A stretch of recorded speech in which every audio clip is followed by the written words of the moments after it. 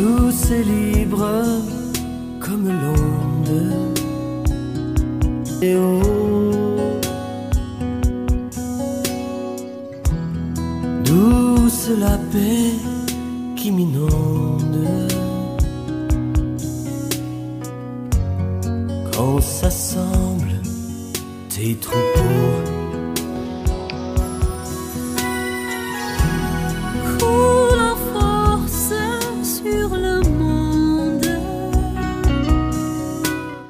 Nous bénissons le glorieux nom de notre Seigneur Jésus. Et nous sommes encore ce soir devant le petit écran pour présenter un nouveau thème aux téléspectatrices et téléspectateurs. Et je puis donc déjà vous communiquer le thème de la prédication de ce jour.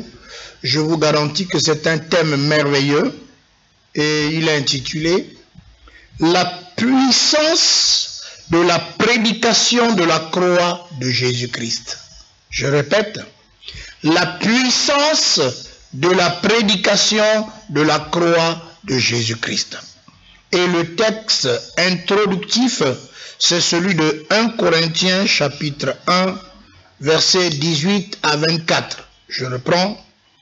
1 Corinthiens chapitre 1, versets 18 à 24. Car la prédication de la croix est une folie pour ceux qui périssent. Mais pour nous qui sommes sauvés, elle est une puissance de Dieu. Aussi est-il écrit, je détruirai la sagesse des sages et j'anéantirai l'intelligence des intelligents. Où est le sage? Où est le scribe? Où est le disputeur de ce siècle? Dieu n'a-t-il pas convaincu de folie la sagesse du monde?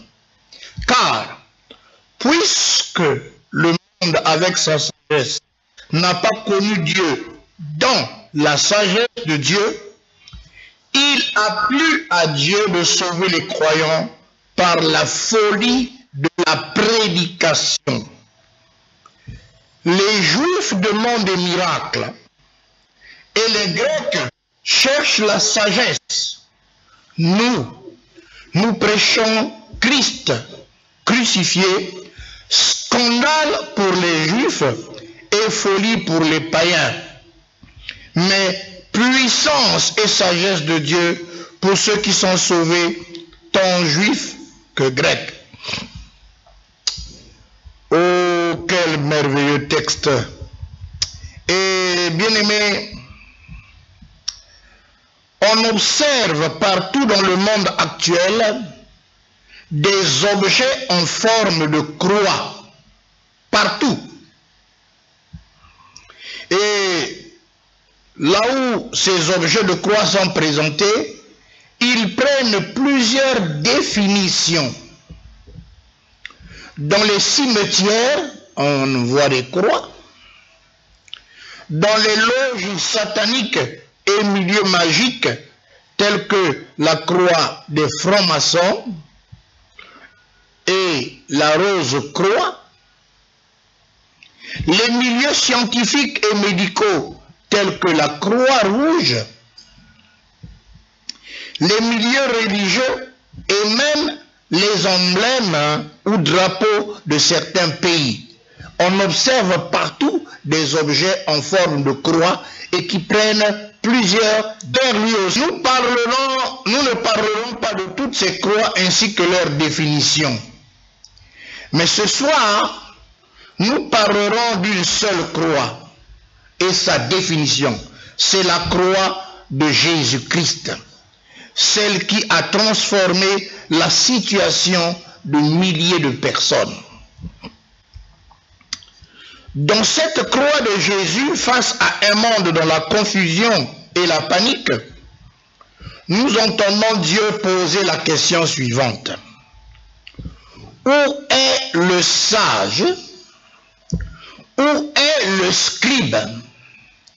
Où est le disputeur de ce siècle? Dieu n'a-t-il pas convaincu de folie la sagesse du monde? Car puisque le monde avec sa sagesse n'a point connu Dieu dans la sagesse de Dieu, il a plu à Dieu de sauver les croyants par la folie de la prédication. Oui, bien-aimés, nous prêchons Christ crucifié.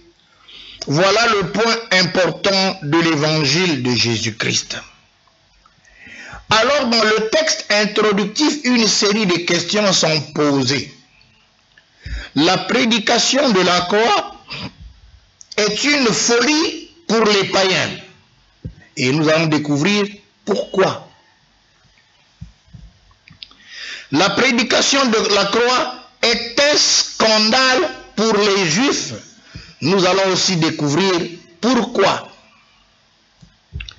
La prédication de la croix est cependant une puissance de Dieu pour le salut des croyants chrétiens et nous allons découvrir pourquoi. Nous commençons par la première interrogation. La prédication de la croix est une folie pour les païens. En effet, la prédication de la croix est pour les païens une méthode ridicule et bizarre à la solution de l'humanité pécheresse. Ils ne comprennent pas comment les chrétiens peuvent trouver leur salut au travers d'une telle stupidité et en déclarant que leur Seigneur soit mort sur la croix pour les sauver. Donc les païens ne comprennent pas. C'est une folie. Les païens ne peuvent s'imaginer qu'une personne honorable comme Jésus soit crucifiée. Pour eux, la mort était synonyme de défaite, non de victoire. Voilà pourquoi quand vous parlez aux païens que la prédication de la croix, c'est par là que nous chrétiens sommes sauvés, ils trouvent que c'est une folie. Comment les chrétiens peuvent-ils dire que leur Seigneur est mort sur la croix? Et ils disent que c'est un symbole de victoire. Comment? Ils ne comprennent pas. La prédication de la croix est un scandale pour les Juifs. Pourquoi alors les Juifs trouvent que c'est un scandale? Parce que eux, les Juifs, ils connaissent la loi qui exigeait que l'homme qui a fait une faute grave et qui a été jugé, puis condamné, devait être pendu sur le bois. Ils connaissent cette loi-là. C'est une malédiction pour cette personne. C'est une mort honteuse, ignominieuse. Et la famille dans laquelle quelqu'un avait été condamné de la sorte, cette famille était l'objet de rejet et de raillerie. C'est donc un objet de malédiction. La croix suscitait l'horreur et le dégoût. Les Israélites savaient ce que c'était de pendre quelqu'un sur le bois, sur la croix. La loi l'exigeait. Un texte dans Nombre 25, 4, Nombre chapitre 25, verset 4, stipulait ceci. L'Éternel dit à Moïse, assemble tous les chefs de peuple et fais pendre les coupables devant l'Éternel en face du soleil, afin que la colère ardente de l'Éternel se détourne d'Israël. Les Israélites connaissaient cette loi. La croix était un objet sur lequel on suspendait ou on pendait un condamné. Et celui-ci est considéré comme un objet de malédiction. Alors, comment donc les chrétiens peuvent-ils prétendre que cette croix sur laquelle Jésus est mort et qui est un objet de malédiction sur lequel on pend les condamnés, soit vraiment l'objet de la puissance pour le salut des hommes? Quelle prédication étonnante!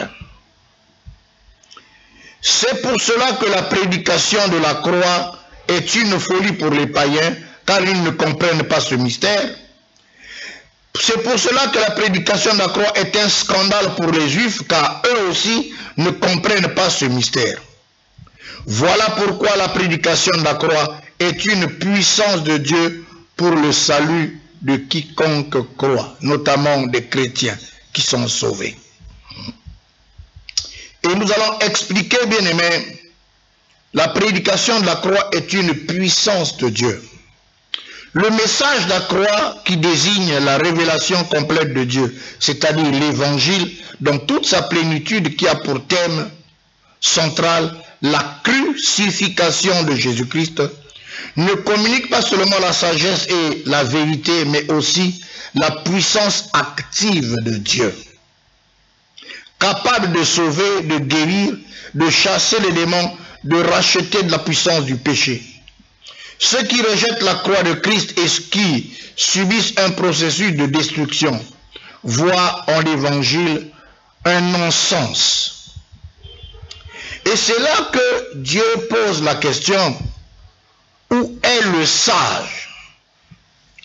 Paul paraphrase en Ésaïe 19, verset 12, où le prophète interpellait les Égyptiens qui se vantaient de détenir la sagesse sans jamais en faire preuve.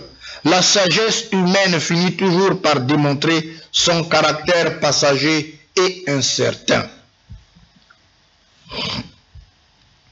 Où est le scribe?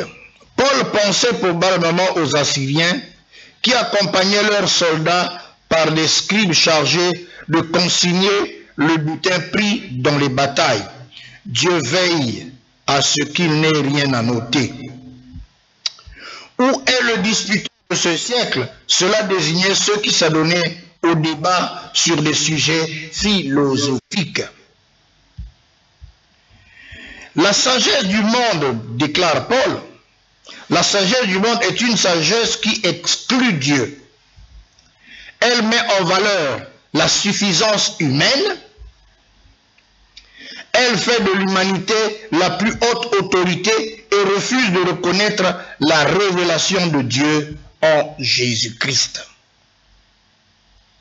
Pour Dieu, cette sagesse n'est que folie, car par elle, l'humanité n'a pas réussi à trouver la vérité ni à connaître son Créateur. Le croyant doit éprouver un saint mépris pour la sagesse humaine et pour les vues du monde profane. L'évangile et le message de la croix ne doit jamais être adapté à la philosophie, à la science ou à autre soi-disant sagesse de ce monde. Et c'est là que Dieu a décidé que les hommes ne parviendront pas à le connaître par le moyen de la sagesse humaine. Autrement, l'homme s'exalterait lui-même. C'est là que l'apôtre Paul conclut qu'il a plu à Dieu de sauver les croyants par la folie de la prédication. Et nous allons le comprendre tout le long de cet enseignement. C'est la raison pour laquelle Dieu a choisi de sauver les pécheurs par la prédication des messages qui paraissent si simples que les sages de ce monde l'ont méprisé comme une absurdité. La foi est nécessaire pour obtenir le salut. Ce n'est pas la méthode de la prédication qui est considérée comme folie, mais le message de la Seigneurie de Christ crucifié et ressuscité. Nous allons prendre donc un premier sous-thème à ce message. Puisque nous parlons de la croix de Jésus, et nous allons regarder l'origine du bois de la croix. L'origine du bois de la croix. Ça a commencé comment? Ce mot croix ne figure pas dans l'Ancien Testament. La crucifixion était un supplice commun à travers plusieurs peuples depuis l'Antiquité. Et dans le texte de Deutéronome chapitre 21, versets 22 et 23, je reprends. Deutéronome chapitre 21, versets 22 et 23. Nous lisons. Si l'on fait mourir un homme qui a commis un crime digne de mort, et que tu l'aies pendu à un bois, son cadavre ne passera point la nuit sur le bois, mais tu l'enterreras le jour même, car celui qui est pendu est un objet de malédiction auprès de Dieu. Et tu ne souilleras point le pays que l'Éternel ton Dieu te donne pour héritage. À l'époque de Moïse déjà, cela était écrit. Et cette loi existait. Mais bien aimé, quand nous venons sur le sort de l'humanité qui a péché depuis le jardin d'Éden, l'homme avait désobéi à la parole de Dieu et que l'homme avait transgressé la loi de Dieu. La colère de Dieu devait s'exercer contre le coupable. Dieu est saint et juste, donc le péché nous sépare de lui et nul ne peut entrer dans sa présence avec le péché dans son cœur. Je vais rappeler deux lois dans la justice de Dieu, deux principes de la justice de Dieu qui sont Romains 6, 23, il est écrit, car le salaire du péché, c'est la mort. Ça, c'est la première exigence de la loi du Seigneur. Car le salaire du péché, c'est la mort. Le deuxième, Ézéchiel 18, verset 4 et verset 20, l'âme qui pêche, c'est celle qui mourra. Je répète, l'âme qui pêche, c'est celle qui mourra. Voilà deux principes dans la justice de Dieu. Le premier, le salaire du péché, c'est la mort. Le deuxième, l'âme qui pêche, c'est celle qui mourra. Nous comprenons que la loi exigeait que l'homme qui a fait une faute grave et qui a été jugé puis condamné devait être pendu. Vous et moi, l'humanité entière devait être pendue par rapport à la loi. Nous devons être pendus sur le bois. C'est une malédiction pour cette personne. C'est une mort honteuse et ignominieuse. Et la famille dans laquelle quelqu'un avait été condamné de la sorte, cette famille était l'objet de rejet et de raillerie.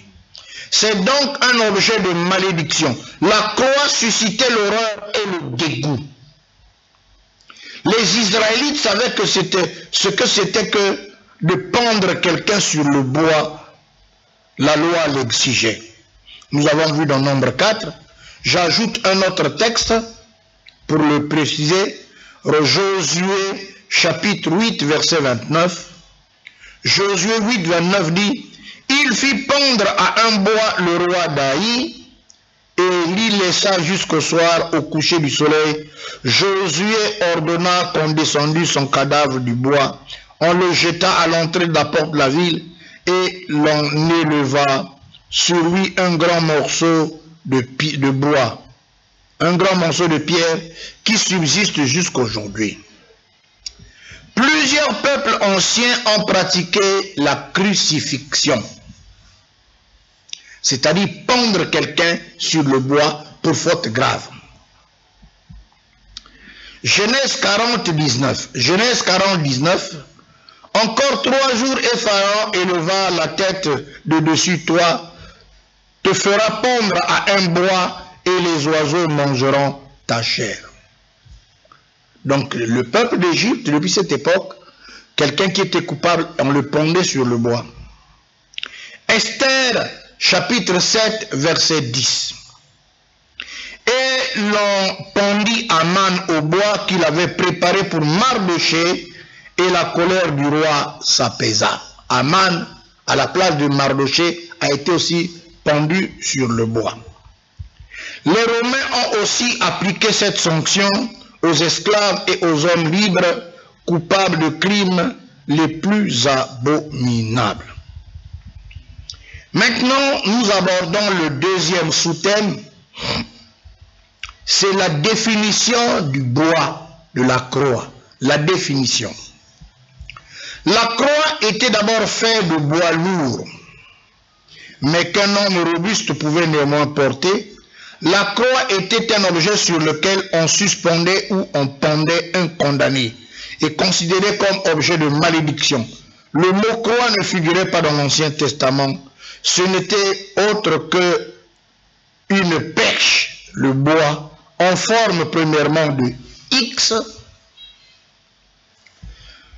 Dans la suite, ça a pris la forme de T. Ça, c'est dans la période qui a suivi. Puis, actuellement, dans la forme actuelle de notre génération, ça a pris la forme de la croix que nous voyons partout. C'est la forme actuelle. Puisque, par définition, nous avons lu que le bois est un objet de malédiction, jusqu'à la mort de Christ et même après, la croix suscita l'horreur et le dégoût, comme de nos jours. Alors, comment donc les chrétiens peuvent prétendre que cette croix sur laquelle Jésus est mort et qui est un objet de malédiction sur lequel on pend les condamnés soit vraiment l'objet de la puissance de Dieu pour le salut des hommes? Cette croix qui a transformé la situation de milliers de personnes. La croix donc était un objet où on suspendait ou on pendait un condamné, considéré comme une malédiction. Alors, bien aimé, c'est pour cela que la prédication de la croix est une folie pour les païens, car ils ne comprennent pas ce mystère. La croix du calvaire est un scandale pour les juifs qui connaissaient la loi sur la pendaison et ne comprennent pas ce mystère. Mais pour nous qui sommes sauvés, bien aimés, nous allons expliquer que c'est la puissance de Dieu. Alors, on entre maintenant dans le vif du sujet. Comment Dieu commence à utiliser ce moyen? Dieu lui-même commence à utiliser ce moyen, le bois de la croix, pour sauver son peuple. Dieu a commencé à utiliser ce moyen pour sauver son peuple d'Israël qui avait péché contre lui. Dieu va changer la définition de la croix. Et nous sommes dans ce texte de Nombres, chapitre 21, le verset 4 à 9. Je reprends. Nombres, chapitre 21, verset 4 à 9. Ils partirent de la montagne de Hor par le chemin de la mer Rouge pour contourner le pays d'Édom. Le peuple s'impatienta en route et parla contre Dieu et contre Moïse. Pourquoi nous avez-vous fait monter hors d'Égypte pour que nous mourions dans le désert? Car il n'y a point de pain, il n'y a point d'eau, et notre âme est dégoûtée par cette misérable nourriture. Alors l'Éternel envoya contre le peuple des serpents brûlants. Ils mordirent le peuple et il mourut beaucoup de gens en Israël.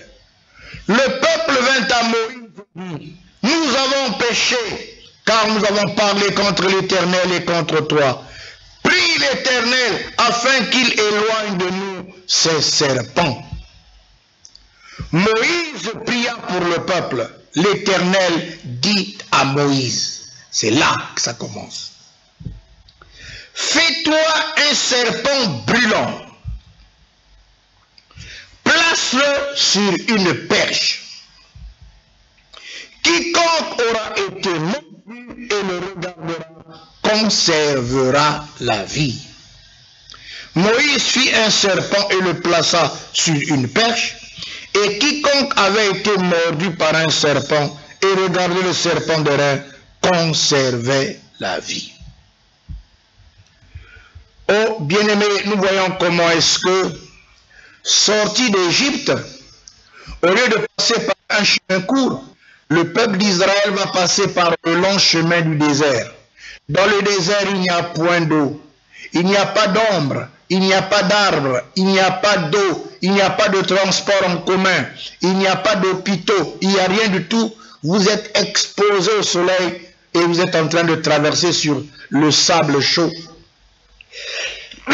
Excusez-moi. Et comme qu'il n'y a pas d'eau, pas de feu, ça veut dire que qui va pêcher, qui va chasser, et il n'y avait pas de nourriture. Il n'y avait pas de marché. Et donc le peuple dépendait de Dieu pour se nourrir de la manne qui tombait chaque matin. Il devait en ramasser. Et le peuple était fatigué de cette manne. Ils ont commencé à murmurer contre Dieu et contre Moïse. Pourquoi nous as-tu fait sortir hors d'Égypte? Là-bas en Égypte, les légumes, les viandes, le poisson, on en mangeait à satiété. Même si nous étions dans la condition d'esclaves, mieux valait pour nous rester là-bas pour bien nous nourrir. Et l'Éternel, notre Dieu, s'est irrité contre ce peuple qui murmurait. Et Dieu a suscité des serpents qui sortaient des sables chauds. Et les serpents ont commencé à mordre le peuple. Là, on enterrait un enfant.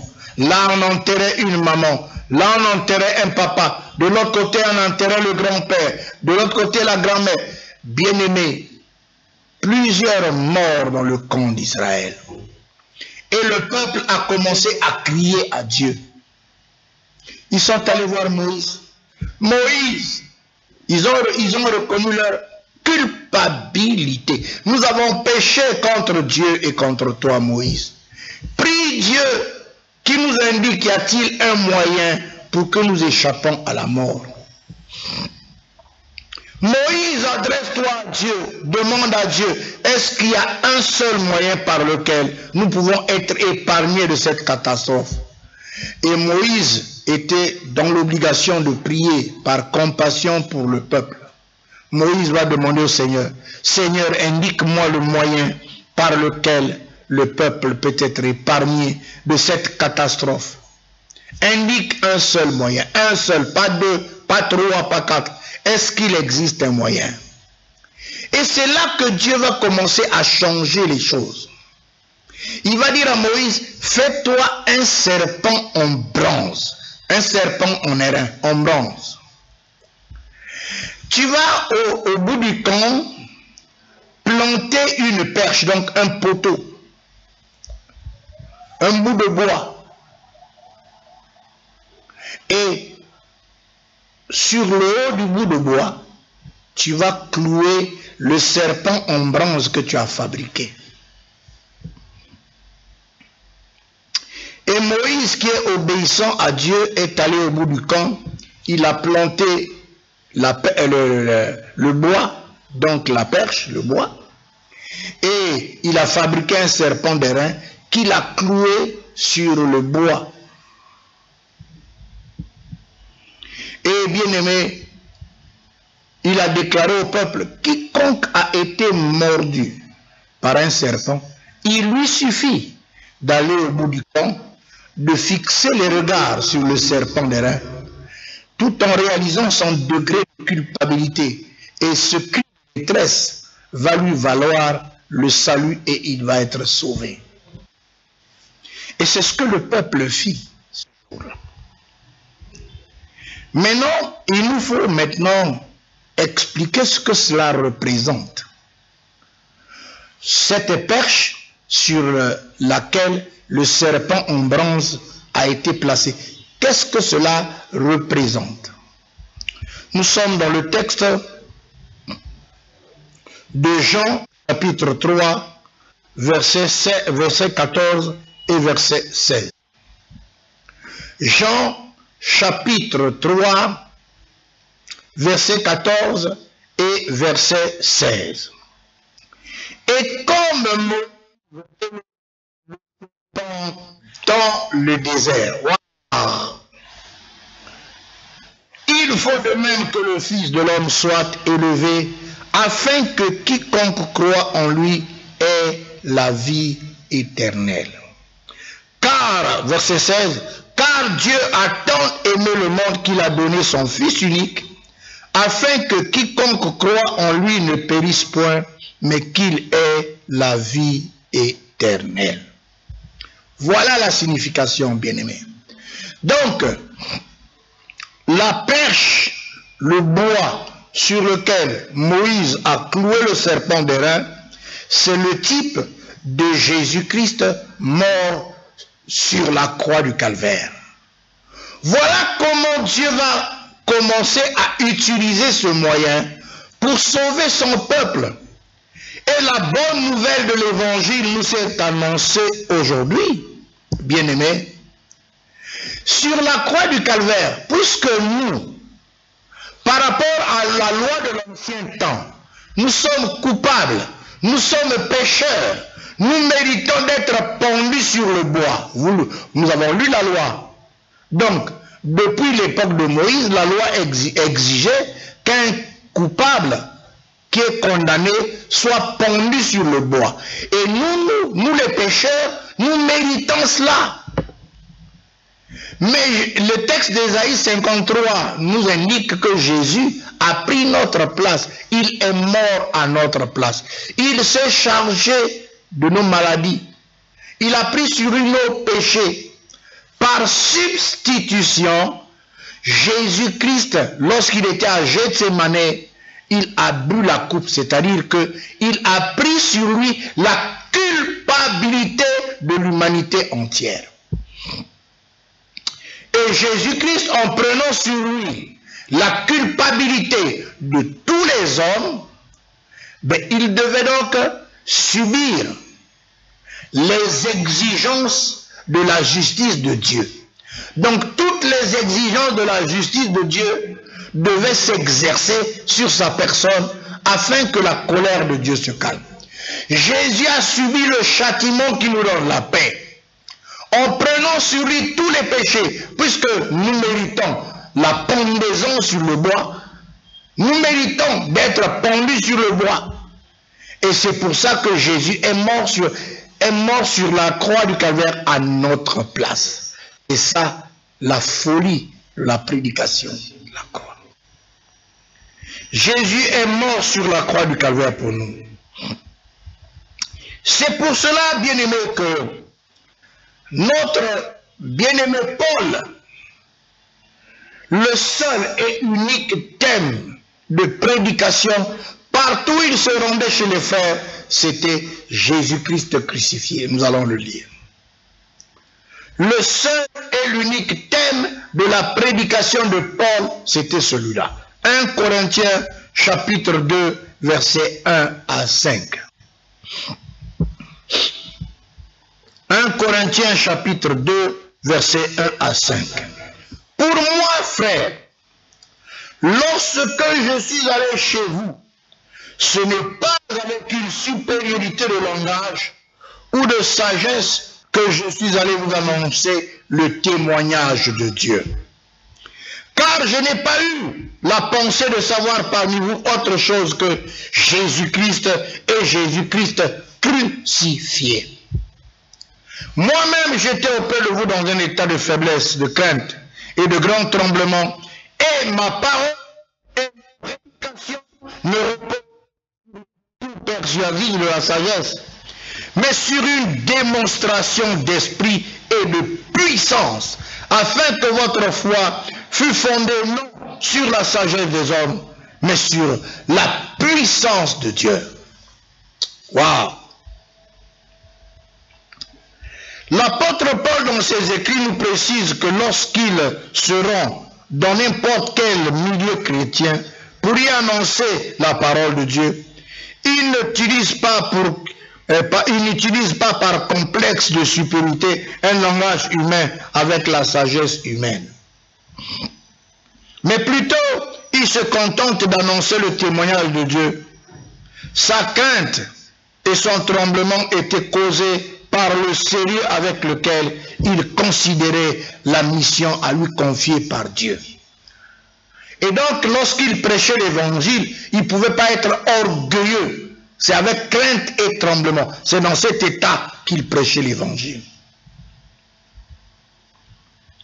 La confiance de l'apôtre ne se reposait ni sur les aptitudes intellectuelles, ni sur les talents oratoires, mais sur la certitude que le Saint-Esprit l'assiste et le conduit.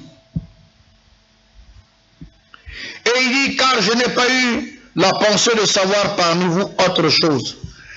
Quand il vient prêcher, il ne raconte pas des histoires. Il ne parle pas de ses voyages. Non, non, non. Regardez les prédicateurs d'aujourd'hui.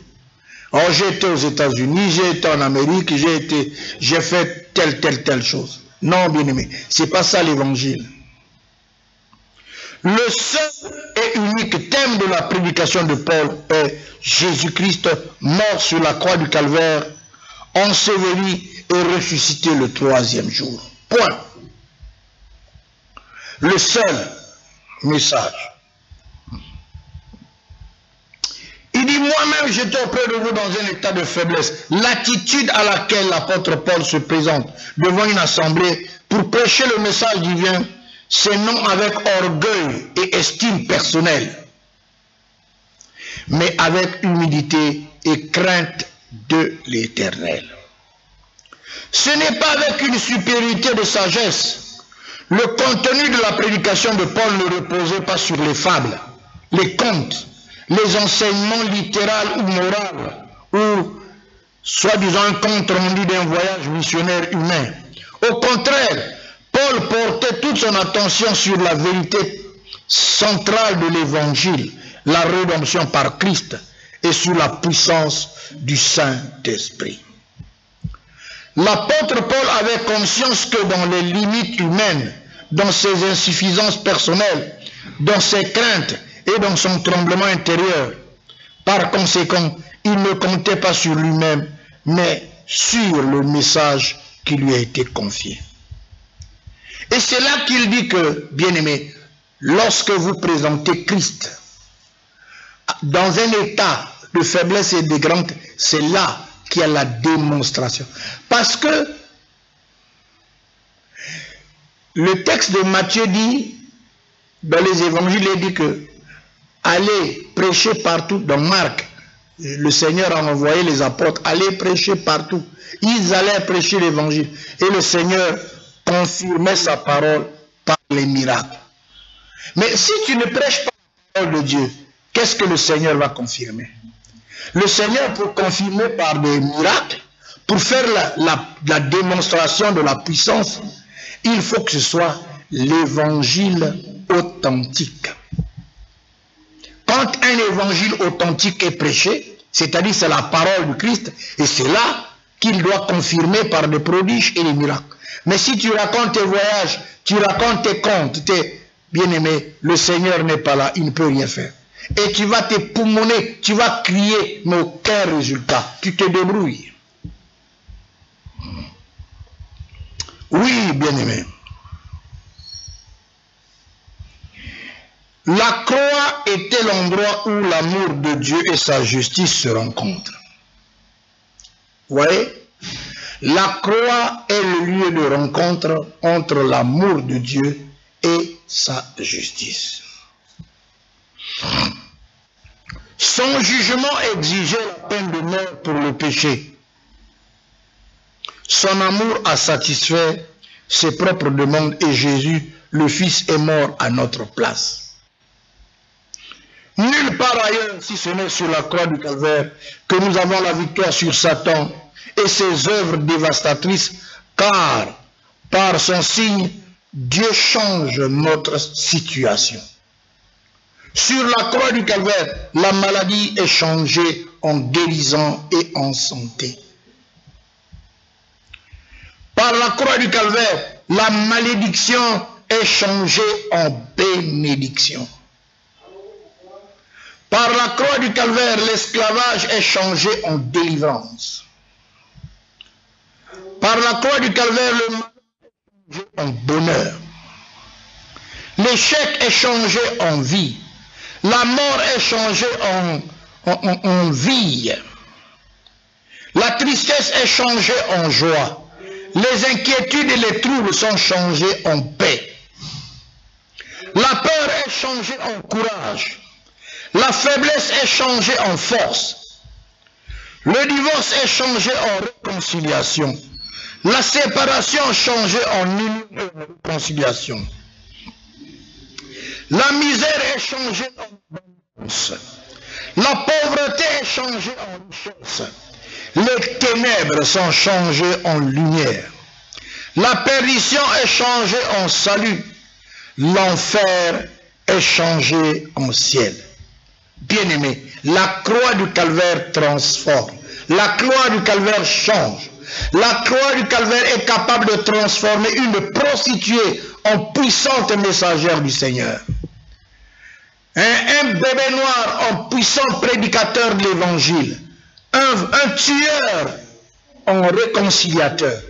Bien-aimé, même nos prisons dans le monde ne peuvent pas produire un tel changement. Au contraire, tu rentres en prison, tu deviens pire que lorsque tu étais entré.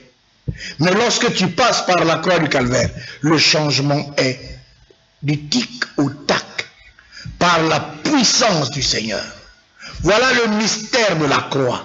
Nous autres qui hier étaient des brigands, des fumeurs de chanvre, des bandits dans la société, aujourd'hui, bien-aimés, nous devenons des puissants prédicateurs de l'évangile. La croix de Jésus est le point central de l'existence de l'homme sur terre.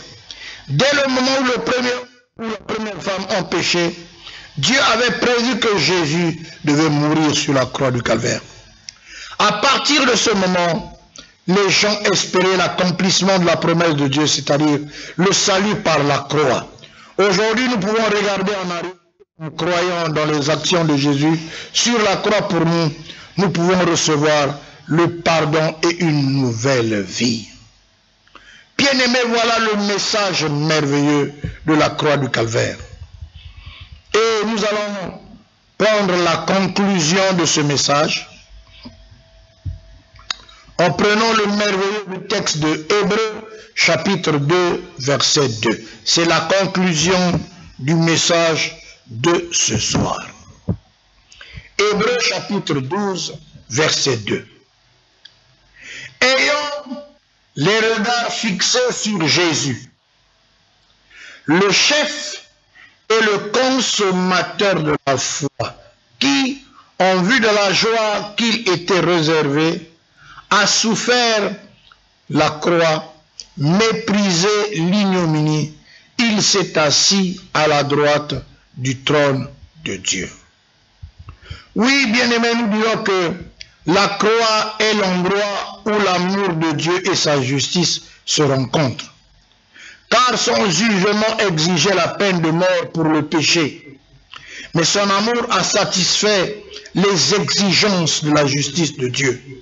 Voilà pourquoi, bien-aimés, en ayant confiance en lui, en croyant en Jésus, bien-aimés, quelque chose, un déclic dans notre cœur, bien-aimés, nous recevons la vie éternelle, le salut en Jésus-Christ.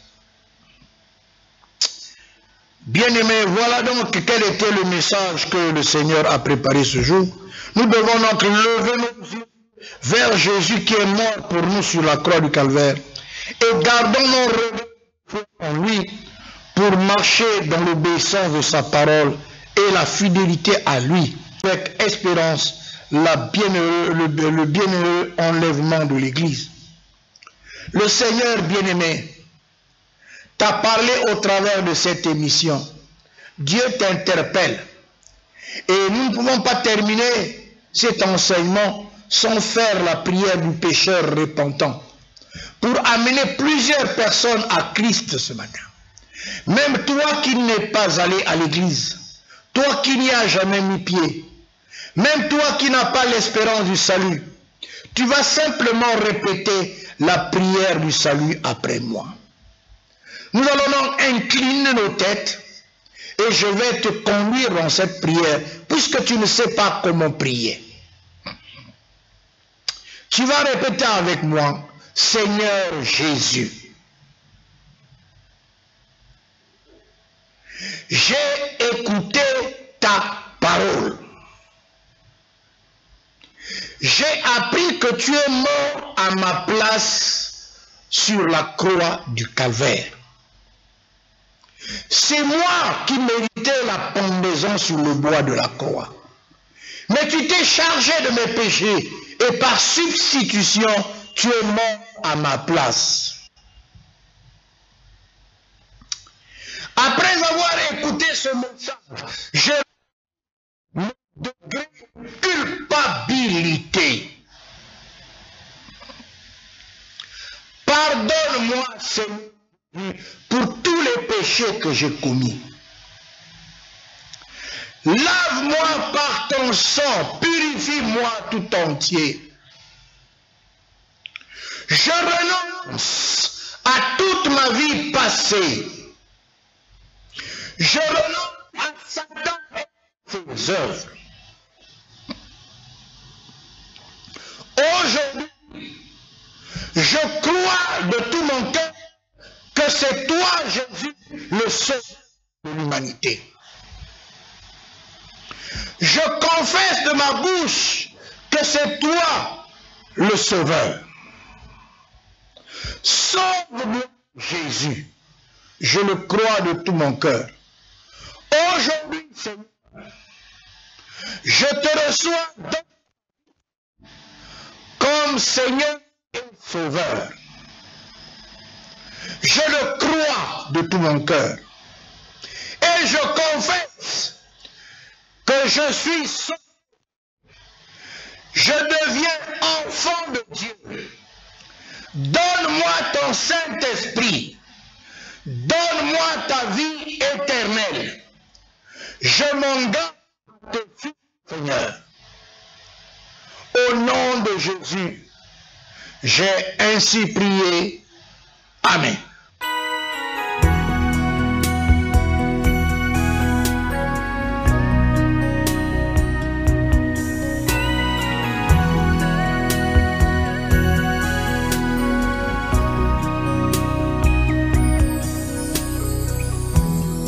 Douce et libre comme l'onde, et oh,